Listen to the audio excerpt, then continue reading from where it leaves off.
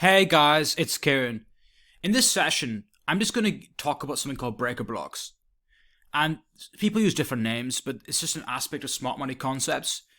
Initially, people applied in stuff like Forex and equities, but the same principles apply in crypto as well. And some of you might know by different names, but I'm going to go over some examples as well. Simply put, I'm sure you guys are aware of whenever you get a nasty stop hunt. Okay, so imagine price goes up like this, push down, push above, and then stop hunt, and then it continues in the initial bias. How many of you have noticed this price action? Where you have a push up like this, push down, break a structure, then you enter on pullback, and then you get stopped out, and it goes in your initial direction. I'm sure it happens to a lot of people. There's different terms for this, okay? In a sense, this is called a breaker block. So if you notice, again, try and go away from support and resistance and go more towards liquidity, where there's a cluster stop losses. You can imagine that there's going to be a cluster stop losses here. Because naturally people would be longing here, so naturally they're going to put the stop loss around the zone, okay? So now there's a push above, and there's a liquidity grab. It's stopping out all these people that is going back above. This is why trading has very much evolved for me personally, how I've gone away from now support resistance and more to liquidity. Cluster of stop losses, because you need to think like a market maker to get ahead, okay? So you can imagine that there's a push up like this, there's going to be natural liquidity here, so people are going to get stopped out, and then once you break up like this, then you can long. You can long here once there's a move out like this, like a false breakout like this, and back into the range, or you can, another option is to naturally just wait for a push above and a break of structure like this, so you can wait for a push up like this, and then back test and then long, or you can go up like this, and then back test this local resistance here. That's another more conservative option as well. But this is my point. You have to be very, very careful. And I've really evolved my trading more towards now no liquidity grab, no trade. It's as simple as that. And if you want, you can, of course, naturally flip it over for resistance. It's a similar concept. So it's going to be natural cluster stop losses here. Usually 1% of the value of the product. So moves up like this, takes all these people out, and then goes back into the range and I stop hunt. And again, please try and go away from support resistance and more towards liquidity. It will really change the game. Trading has, and especially Bitcoin, which is a very relatively new asset. There's a lot more illiquid, like there's lack of liquidity, and it's a much smaller market cap, so it's more prone to manipulation. So really be careful of this. And this is my point. So the rule of thumb is this. So wait for liquidity grab. Something else I want to also mention is that, especially when there's a strong directional trend as well. So for example, say there's a clear daily uptrend like this, okay, like this, clear daily uptrend, and then this section of the price happens at the top. This is especially when you'd apply this, because you're looking more to buy the dips and hoping to go for a long rather than shorting, and so this particularly applies here as well. But this is just an example of that, really. And also, another thing I want to make sure, this is how I've really evolved my trading as well, particularly in crypto. I've been in this market now for 2017, it's first introduced to crypto. And imagine there's a range like this, okay? So again, we'll draw, we'll get that tool out again. So imagine there's a push up like this, resistance, support, okay? Now, the thing is, there's two options. You can long here at support, right? Or you can just wait out. So imagine then price goes like this. So price goes up like this, okay? Goes up like this. At this point, you have two options. You can long right now and hope, fingers crossed, it goes back up. But the thing is, trading has evolved. There's a lot more liquidity hunt. And the way I do it now is wait for the liquidity grab like this. Okay, wait for the liquidity grab and then for price to go back up and then go for a long setup like this. And then correspondingly, wait for a liquidity grab and back into the range and then short, rather than trying to front run it and just guessing where the top is. Because more often than not, yes, you might have fewer trades. Yes, you might have fewer trades, fine. But you have more selective trades. Your win rate will increase substantially, okay?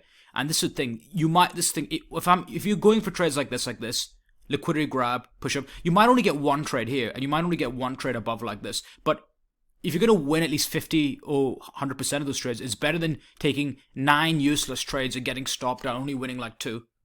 This is my point, how trading has evolved. Another thing is, initially, when in a range like this, I would very much put my stop loss at just 10 or 20 points below the low. But now I've actually gone to the approach of putting a stop loss about at least more than 1% of the value of the product. So say this is 20k for Bitcoin roughly.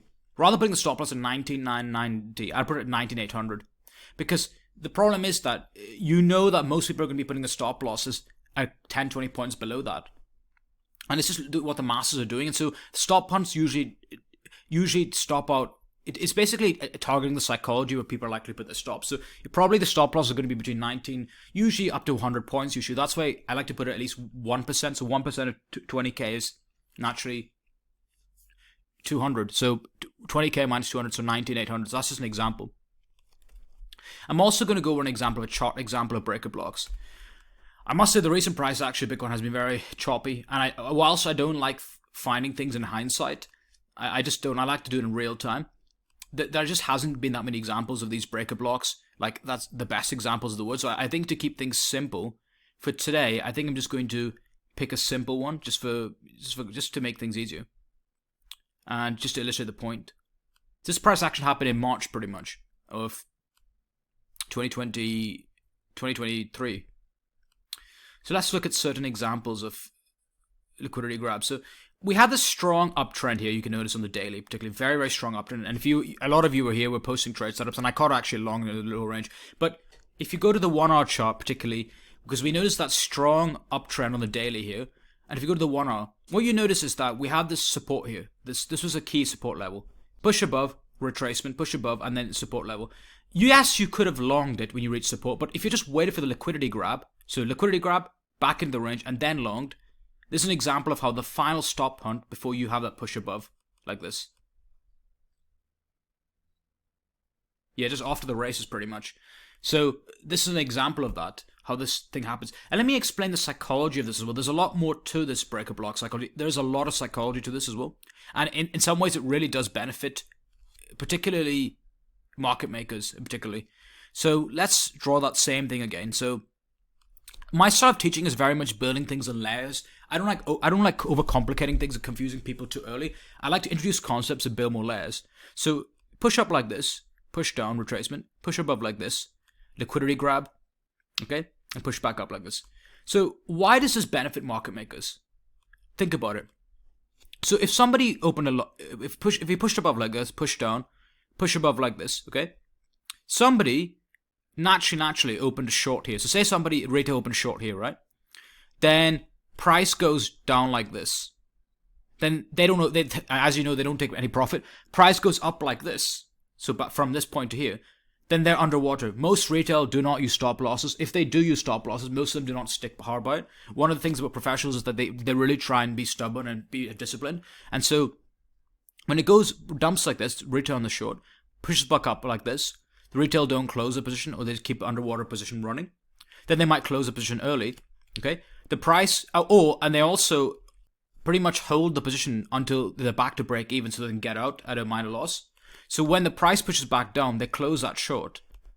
Then there's a push down like this to basically grab liquidity from people who longed here, and then eventually price returns back up like this. So if you think about it, it is actually the perfect model, because people who have shorted, they've either got stopped out, or they've closed it too early, or they've let an underwater position running, and they're just pretty much out of the game. And then the weaker hands who've longed the support, they've got stopped out by this final liquidity run of this breaker block, and the market pushes up like this. So this is an example of displacement. We've displaced this and we've pushed it back up. So in this way, this movement by the market maker particularly, it basically screws over retail shorted. It screws over retail that actually longed as well. And so pretty much the strong hands, though, the money is pretty much going to the hands of the strong people, the market makers, and the more top traders. And this is an example. This manipulation happens all the time.